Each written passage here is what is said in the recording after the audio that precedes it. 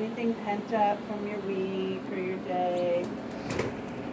So nice to have a Friday. You can just let it go. Thank you so much, Aaron, for teaching us bird yoga in the yurt. Bird yoga. It's been very magical. Everybody, And stretching back, Perfect. opening up. after Chinese We're food, always it's leaning ideal. forward, sitting, or at our computer or Yeah. phone, right? Right. But just letting in the energy, the world. Again, coming into spring, reaching out into our community. Just even trying to remember who is our community, right? We come out of this hibernation. And here we are, so nice to have a gathering. That's the beginning of April.